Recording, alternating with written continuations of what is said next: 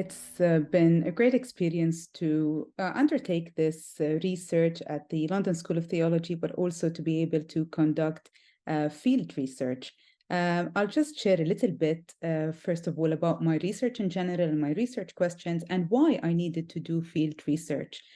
So the title of my thesis was Arab Protestant Women in Theological Education as a contribution to ecclesial understanding of Christianity in the Middle East. And here you can see a picture of Bethlehem, where I come from, and where my inspiration for this research developed.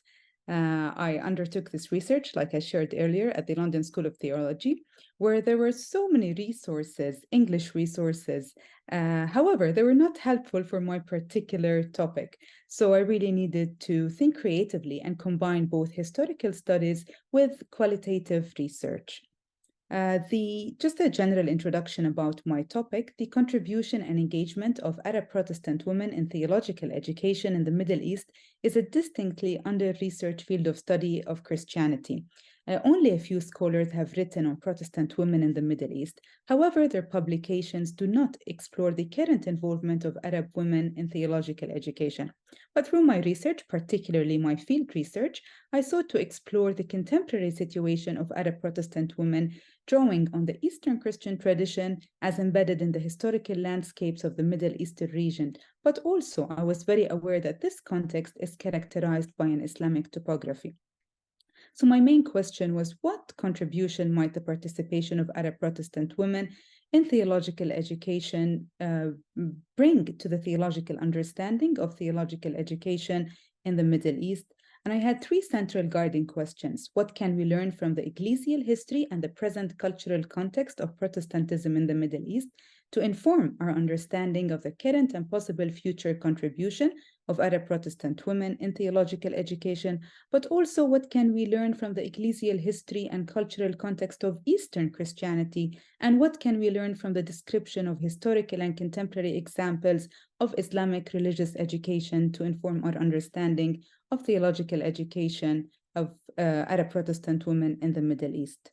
So these answers have shed light on the context, slides, and realities of Arab Protestant women and have enabled me to describe the contribution Arab Protestant women wish to make.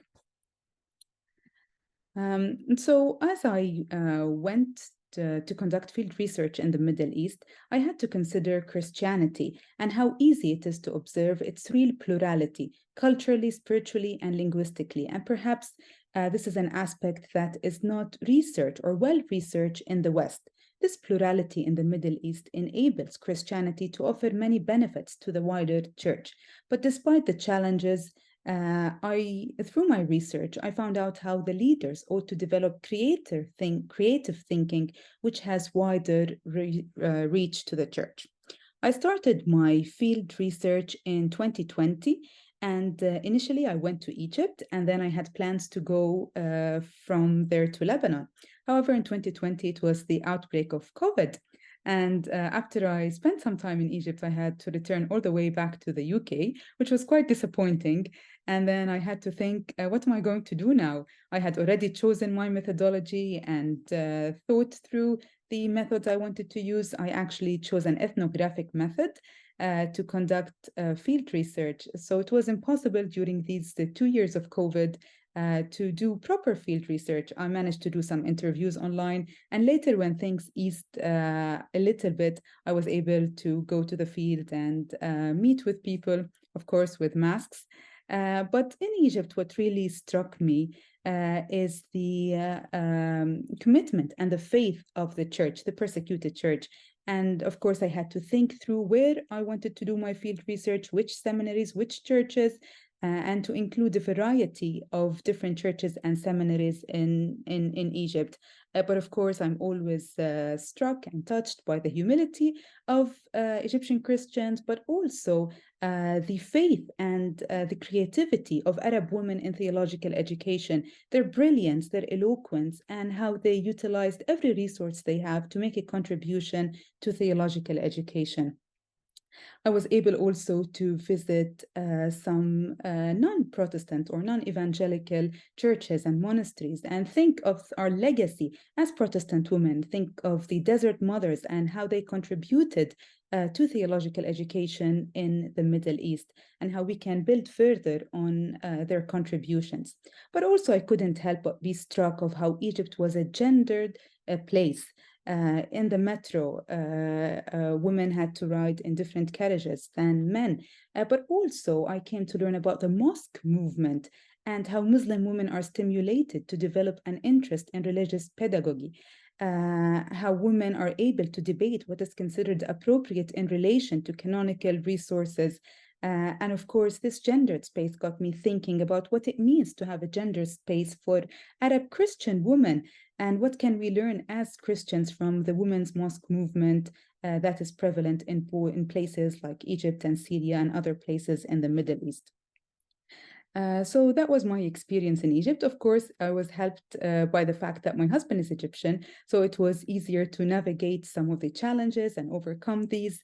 But I always think back very fondly of the time that God has enabled me to have in Egypt and how my time there contributed to developing my research questions. So eventually, when I got to Lebanon, I was initially struck by the desperation of its people. Lebanon is a stunning country, but the country, when I went there, and still is, struggling in so many ways. It was very heartbreaking to listen to the stories of women who are involved in theological education and how difficult life has become from them. Even how many Christians are thinking of immigration now because life has become so difficult and so complex for them.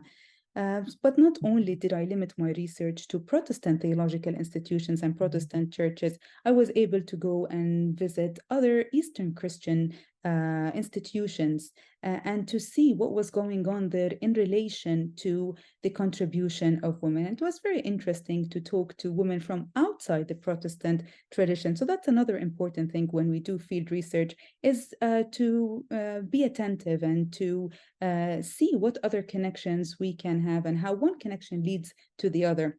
Perhaps I had some visits planned, but also there were other visits that were not planned that were equally helpful for the development of my research. I was also privileged to take part of an ecumenical gathering and what that means for the flourishing of Arab Protestant women in the Middle East.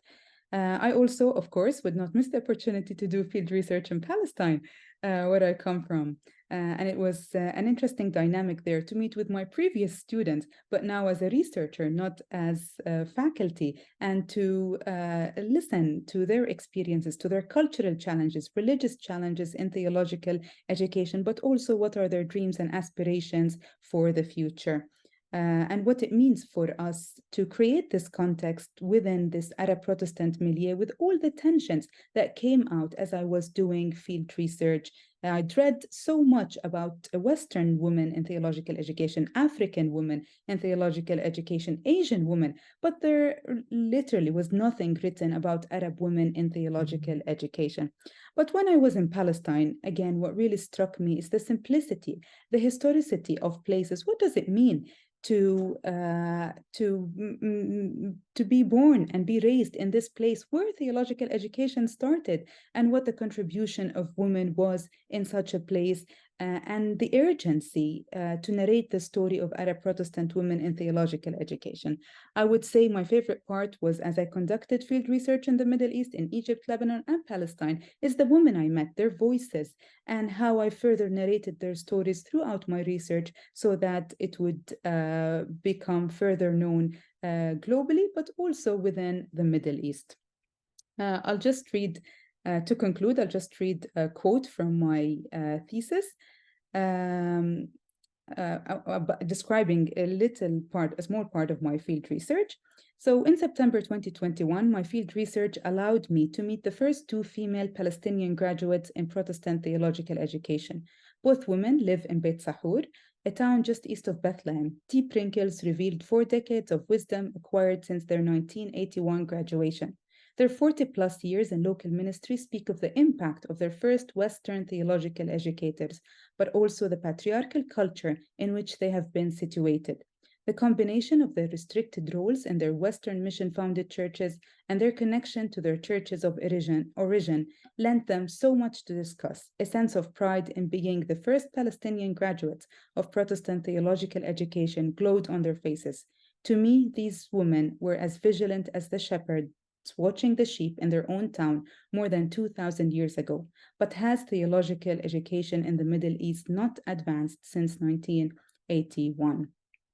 And just to conclude, I'd like to summarize a few practical tips about the way that I thought it would be helpful to conduct field research. Of course, you must prepare in advance, obtain ethical approval when needed, and know what you have to keep confidential and anonymous.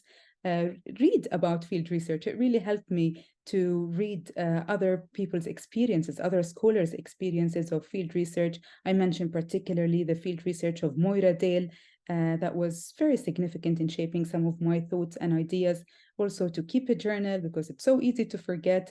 It's important to familiarize yourself with research concepts such as habitus, insider, outsider, emic, ethic, reflexivity, but also to be cognizant of your strengths and weaknesses as a researcher. I knew that I am an observant person, so that's why I chose ethnography, for example.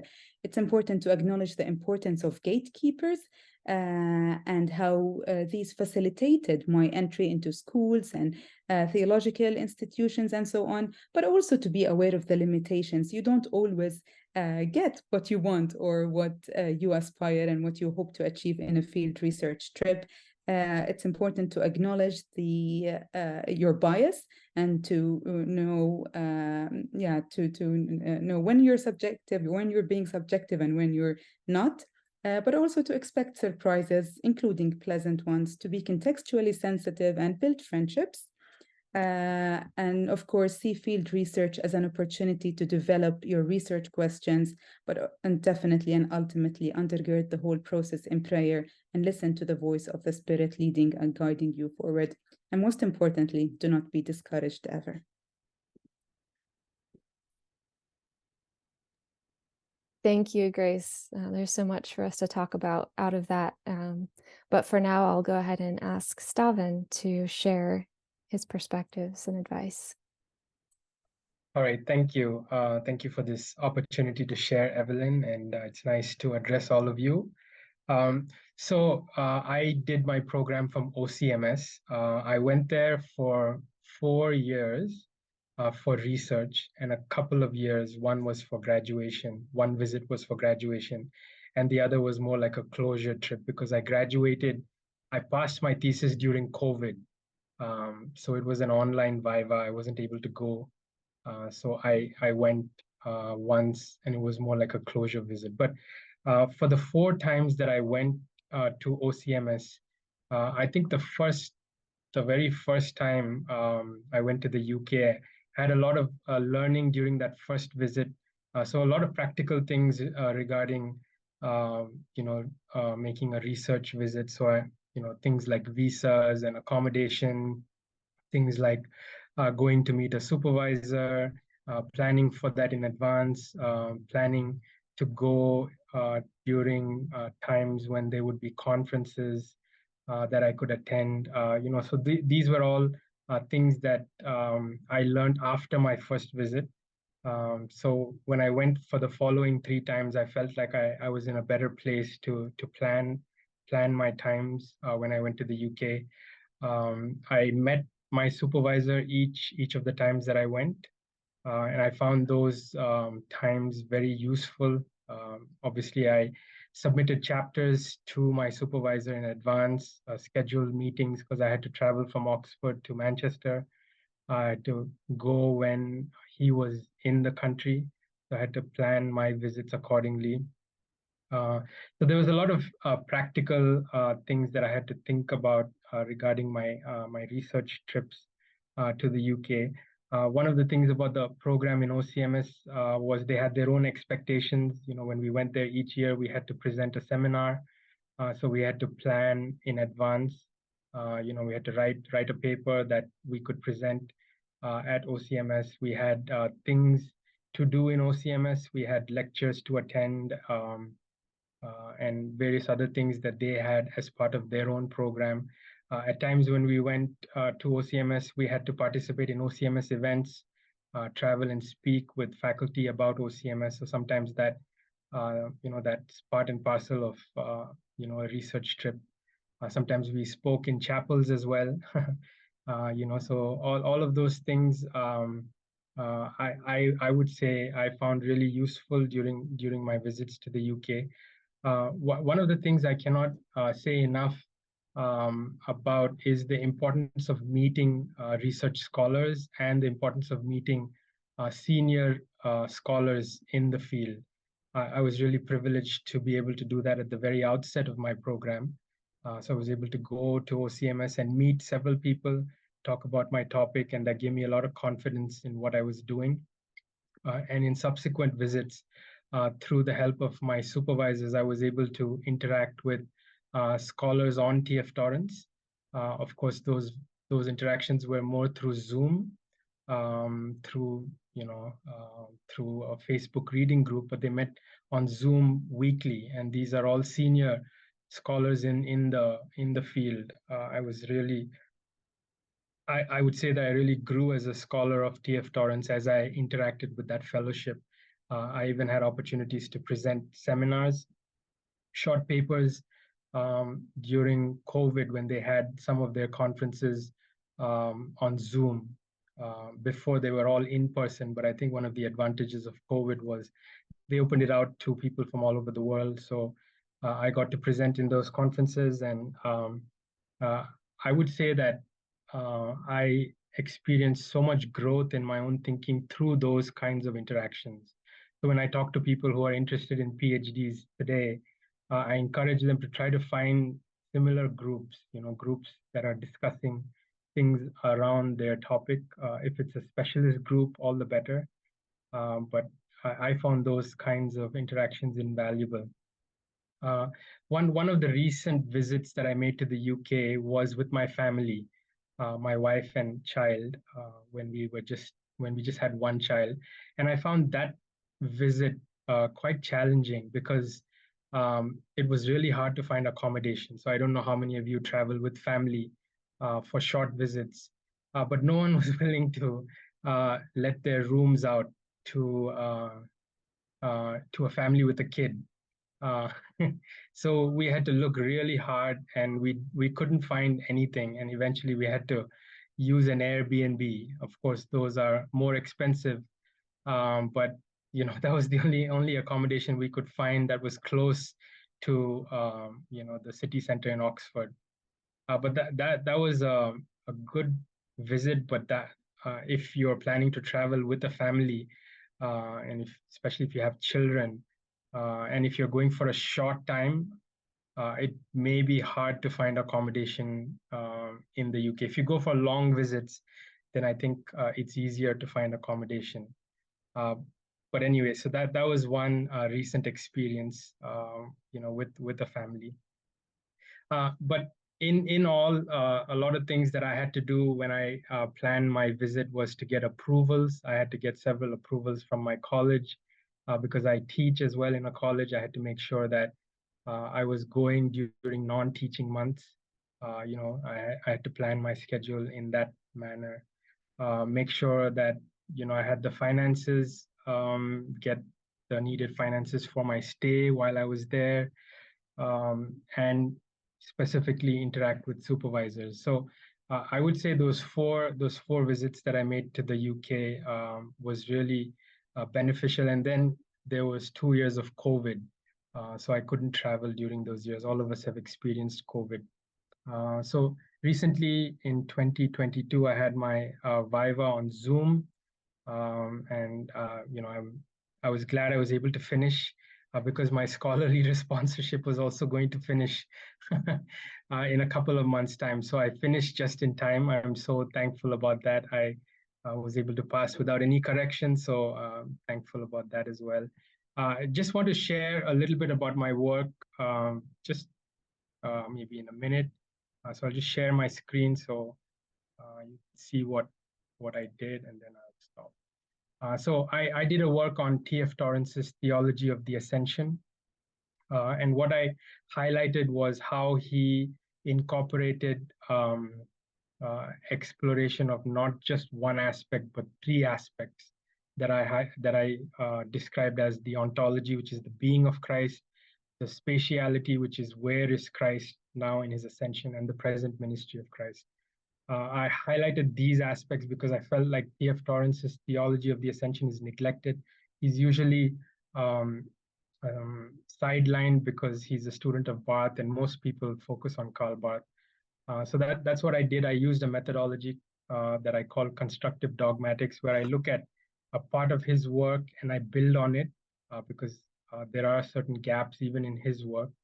So through this constructive dogmatics, I extend certain aspects of his work, shed further light on what he's doing, and in some places even critique him. One of the things people notice about studies in T.F. Torrance is not many people are willing to critique him because he's such a giant in his field. But that's what I was encouraged by my supervisors to do as well, to not be afraid to critique. One of my supervisors was actually a student of Torrance, and he said that he never felt like he could actually critique him. But it's nice that I'm many years away from, I'm obviously much younger. So I didn't have the privilege to interact with him personally. But I think that also helped me have a different perspective on his work. But the bulk of my work is providing a theology of the ascension in T.F. Torrance's work, because no one has done such a study. So I'm actually looking to publish my work soon. I have a publisher who's agreed to publish it, provided I revise my introduction. So I'm in the process of working on that. And toward the end of my work, I also provide certain areas of points of contact with Indian theology on the ascension. There's not a lot of work on the ascension, even in the Indian context. So I'm looking at further work, after I'm obviously done with the PhD now, but after I publish my work, I'm looking at exploring this aspect further from a contextual point of view. I didn't read the abstract, but I just hopefully had a chance to take a look at it, but I'll stop my screen share. Yeah, thank you so much for the opportunity to talk to you. Thank you, Stavan. Thanks so much. Sophia, I'll turn it over to you now. Thank you. Okay, I'm gonna share my screen.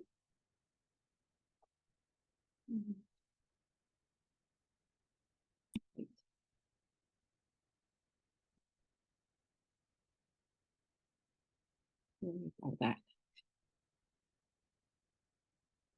Okay.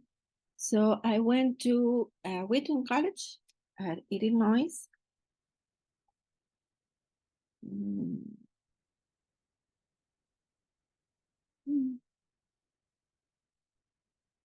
Where's the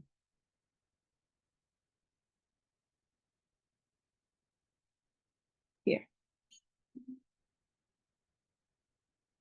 That was in 2018, and that's my husband in the picture.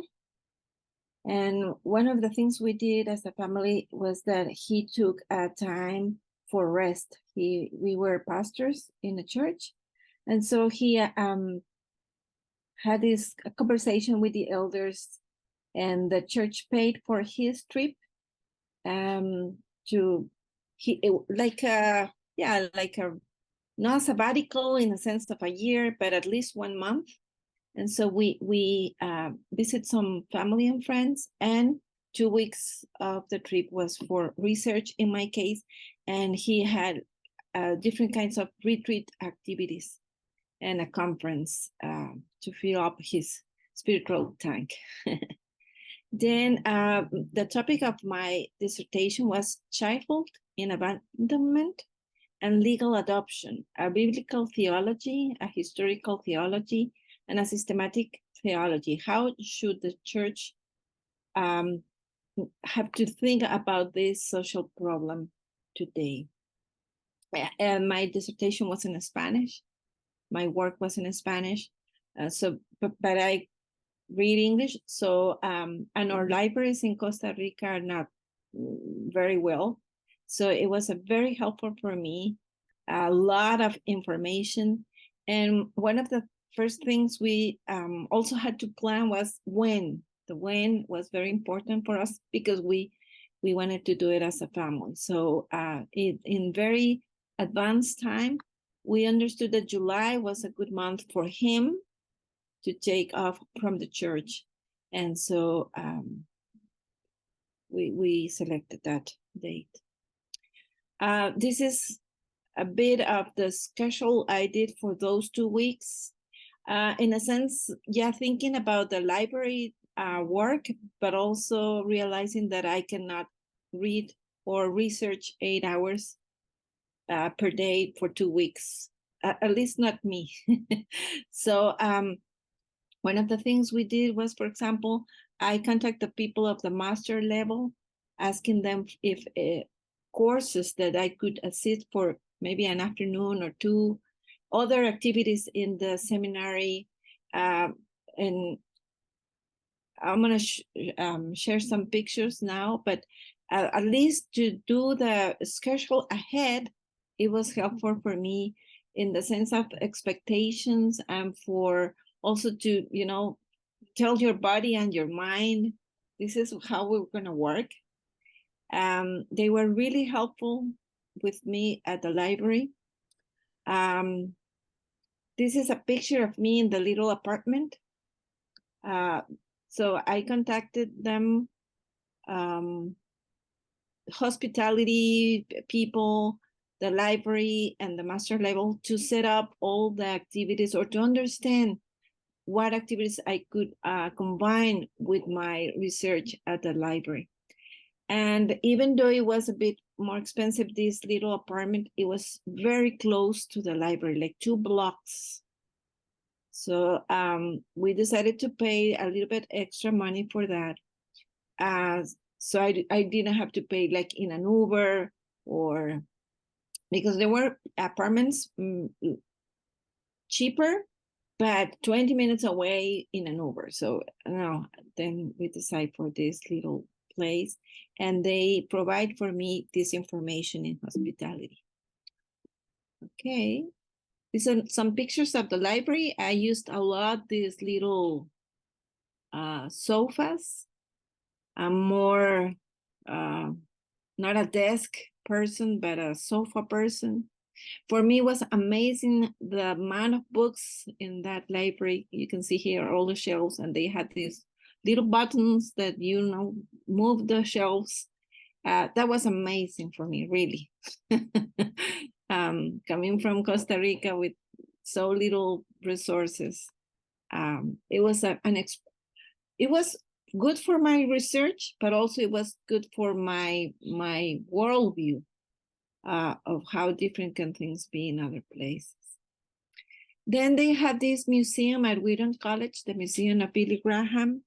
So we went, and I put it in the schedule, and I said, I know it's not really related to my research, but again, I think it helped me again in the worldview and in understanding history and impact over our country and our continent.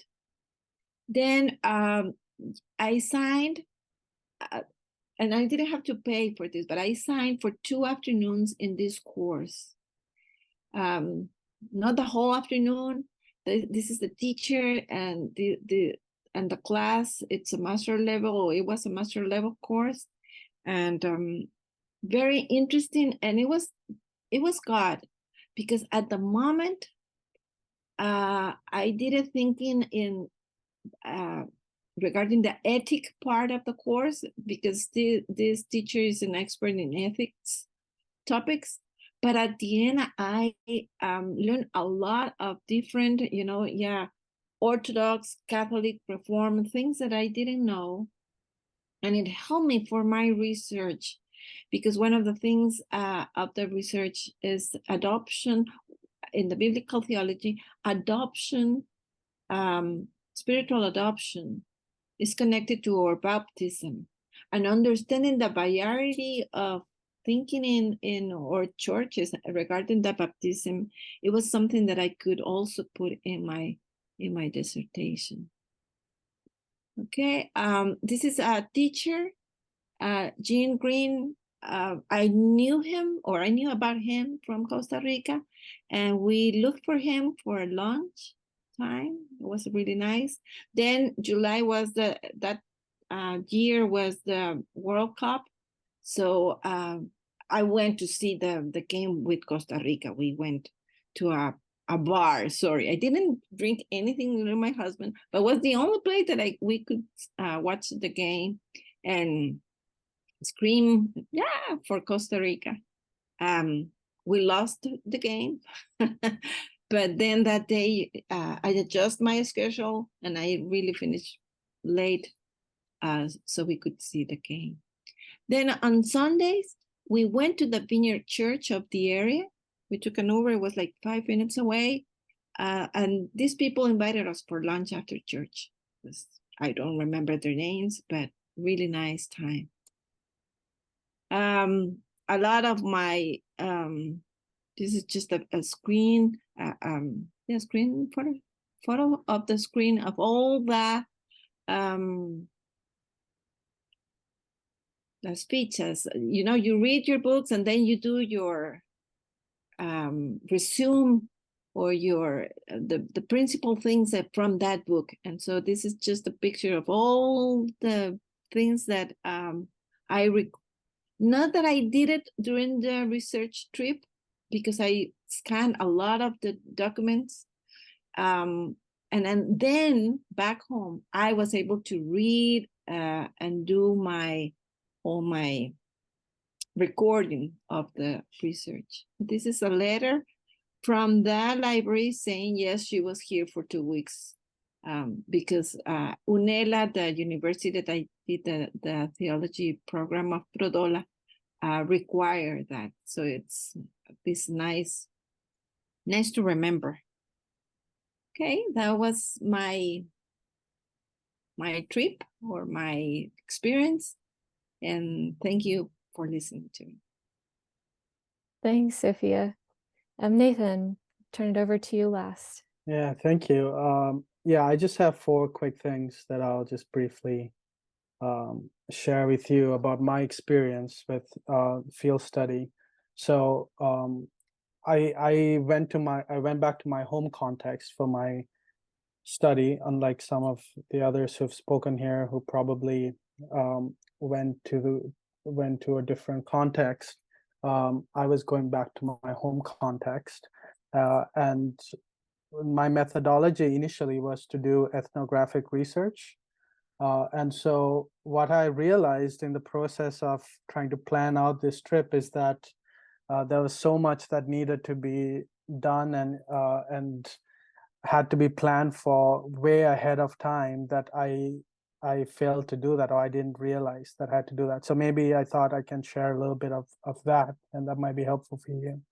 So if you're planning to do ethnographic research, I think it's good to speak to your supervisor as early as possible and to check with them about the process for your particular study, but also with your particular school. I don't know how different schools are about this, but at the University of Birmingham has a very rigid process in order to get the approvals, especially with the ethics review process. And so that was an arduous, like really hectic process that I had to go through, and every little detail matters to them. So they might send it back to you 10, 15 times to get a small detail right. So, and also I think that take about 3 months or more to approve it. So you probably want to plan ahead of time. And so, so that's the first thing I would say is in terms of methodology. If you want to do ethnographic research, And if it involves human participants, then you need to go through this ethics review process, which is pretty hectic. Speak to your supervisor about that. Start talking to them as early as possible.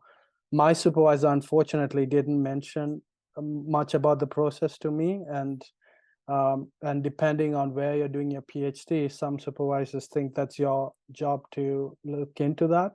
So again, I would encourage you to look up the website, your school website, and see what's involved with that.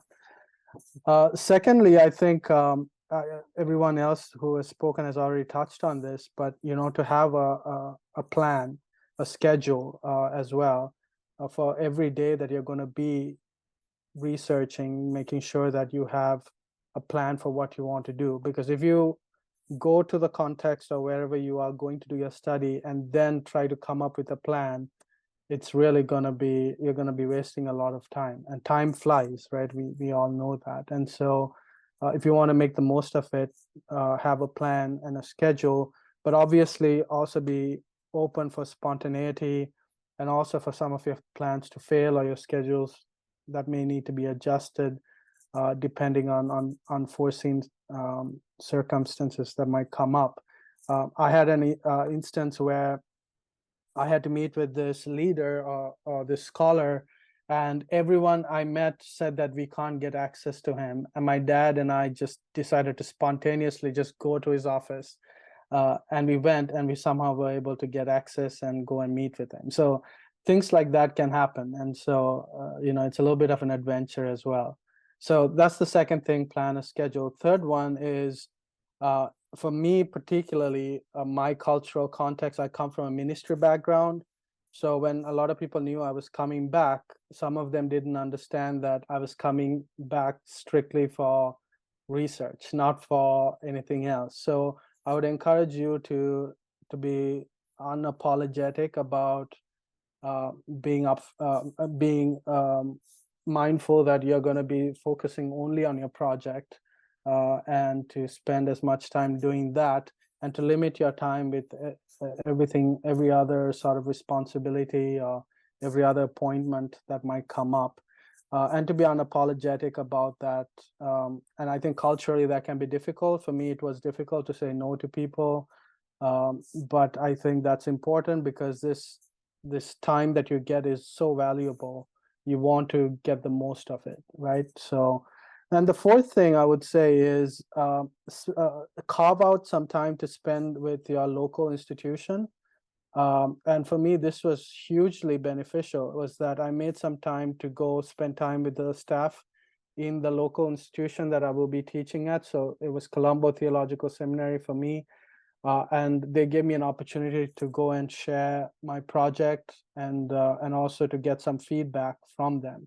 And that was very motivating, very inspiring. I felt like before doing that, I was kind of in a little bit of a rut, feeling a little discouraged. But when I shared it with them, and them encouraging me of how important the research is, and them giving me some feedback about things that they would like to be highlighted more, it was just an enriching process. So again, I would encourage you, if you're going back to your home context, to have some contact with your home institution or wherever you're going to be working at, and try to see if you can get some feedback from your colleagues who are working there. And I'm sure that will be beneficial as well. So those are the four things that came to my mind, and things that I would have maybe done a little differently, especially the review process was very hectic. So it'll be great for some of you if you can avoid all of that by starting early. Yeah. Thank you for your time. Thank you, Evelyn. Yeah, thank you all. Thank you all four of you. I've been taking notes here. There's so much to share and talk about. So I'd like to open it up for conversation for our last 10 minutes or so. Feel free to raise your hand or just jump in with a question as it occurs to you.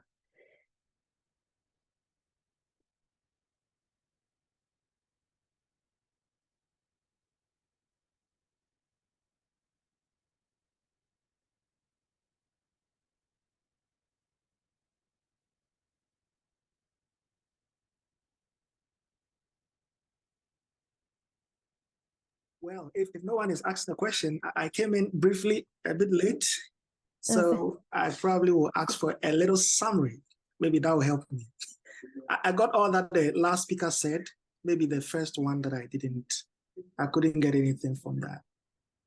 Yeah, thanks, Haruna. I'll be sharing a summary with the group after the call. So I'll be doing that for you and sharing the recording as well. Okay, thank you. I actually wanted to ask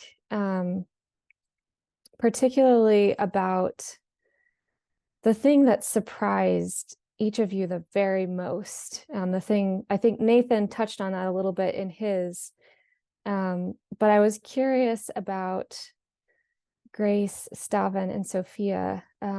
What was your biggest surprise, maybe in one sentence, the thing that just kind of, you had no idea was going to happen other than the pandemic, and that just kind of really surprised you about your field research?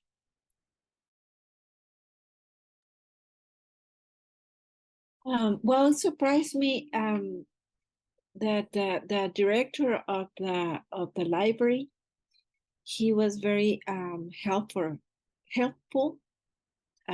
with me. He I don't know, the Lord gave me grace with him, and he was very into my work or my trip, and he helped me in the library, really in the research process, because for me it was a big place, and he did a lot of help for me to take home and read and do it well. You know, it's like harvesting, and you take a lot and then you process that information. Yeah, thank you, Sophia. Just to pick on that, I think I was also really surprised by how helpful everyone was. People were genuinely wanting to help and very motivated and excited about the research I was doing. So that was, a really major help, but also how God guided and ordered my steps in each place. Yeah, thank you, Sophia and Grace, and thank you, Evelyn, for the question. I think what surprised me is similar to what was shared already, how helpful my supervisors were. Because initially, when I was interacting with them, I didn't know how forthcoming they would be, how accessible they would be, but they were very encouraging. They, in some cases, read through my chapter drafts 3 times. You know, I don't think that's usual for supervisors, but, you know, they went over and above.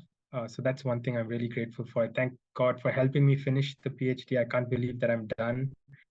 It's in the past tense, so obviously those of you who are working on it, you will finish as well, and you'll move on to other things in life, you know, other mountains to climb. You know, the Lord will help you. But lastly, one thing that really surprised me was one of my examiners. He was known to be, how should I put this, an intellectual pugilist. You know, so anybody who entered the arena with him, as it were, you expect a knockout, a knockout punch. You know, I mean, in his reviews of people's works, he was not scared to say he's extremely disappointed if it wasn't a good, or if it didn't meet his standards. So I was quite intimidated going into the final viva with him as one of the examiners. I was happy with the other one. Of course, both of them were scholars in their fields, but I was very intimidated by him. He's a Trinitarian theologian called Paul Molnar.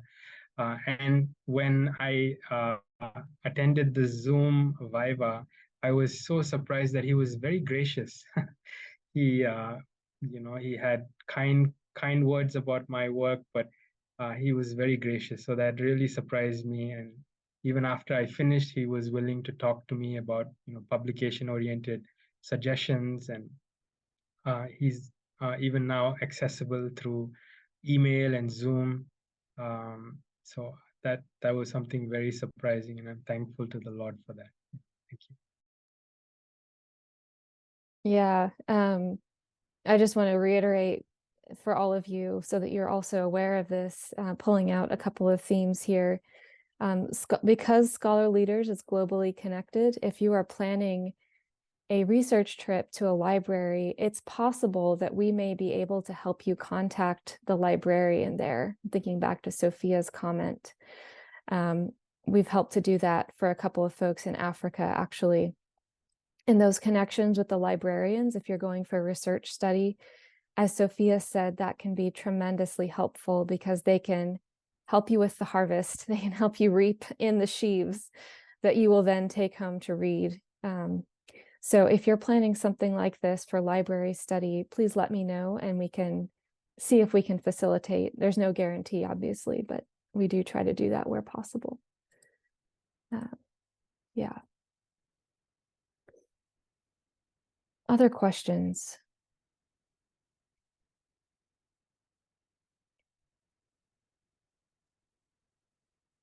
It looks like we have one from Karishma in the chat here, so I'll just read that and open it up to any of the four of you to answer.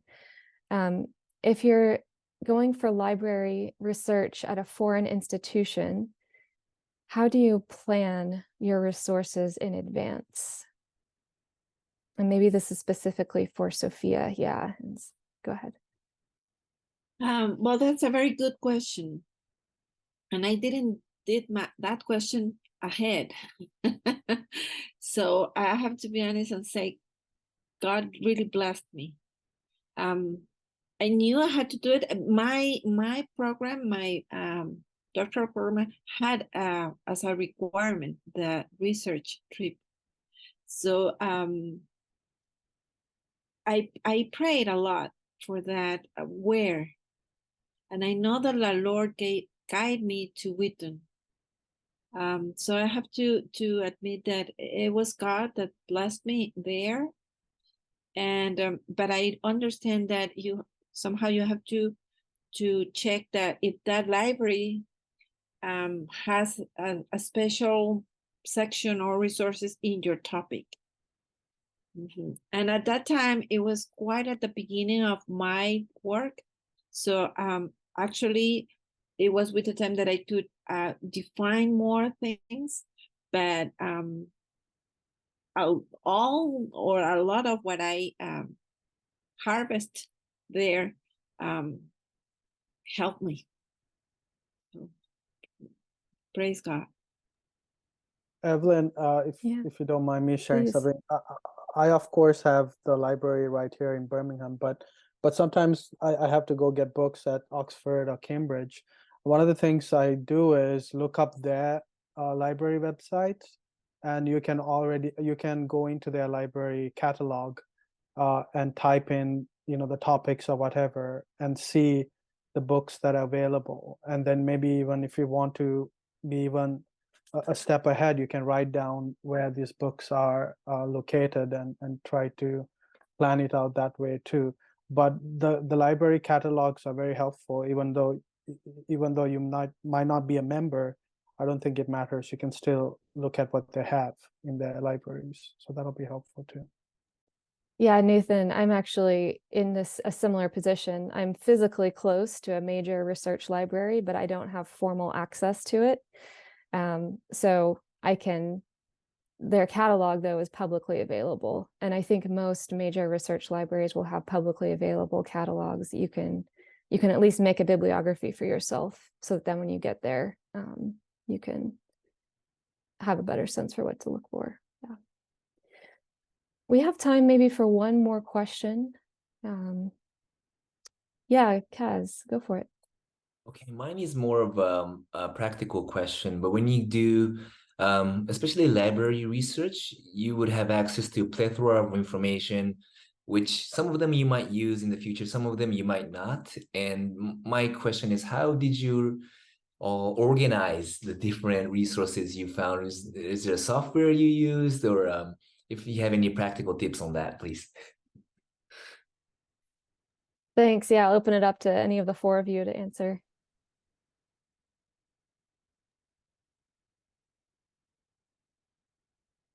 I already talked a lot, but no, I didn't have like an app or a program for that. I just as I was gathering all the articles or the things that I scanned, And again, the director, he knew how to search.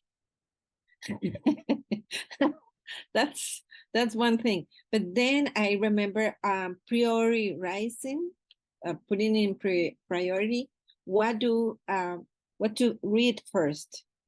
And I began for months and months reading every day, or at least 4 times a week, and doing my notes from each book or article or essay. So I did it myself. By notes, you mean, did you kind of summarize the articles you came across? Is that what you mean? Yes. Oh, okay. Yes, because it's a lot of information for the other stage of writing the dissertation itself. So I didn't want to check again all the documents, the articles or the books, but my notes. Okay. Thank you. That's really helpful. So you read through the material and made some notes so you won't have to read the whole thing again. Yeah, I don't know if I can share screen a second, Evelyn, and yeah, go for it. We've got just a minute left, so we'll keep it, concise. Go for it. I have it here.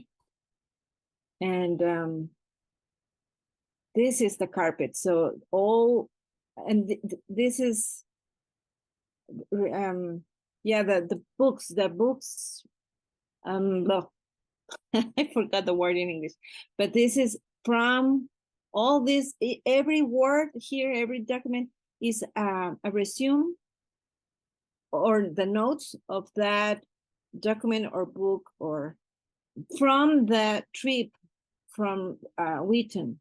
Then I have others from other search and other, maybe this is not much in this carpet, but here I have all the books by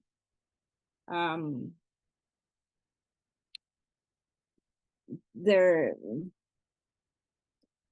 topic, and then all my little resumes. That's impressive.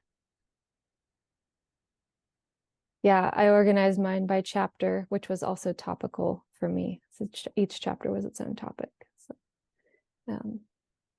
yeah. Well, we are out of time for today. So I just want to say one last time, thank you all so much for joining. I'm going to stop the recording and then pray briefly to close our time together.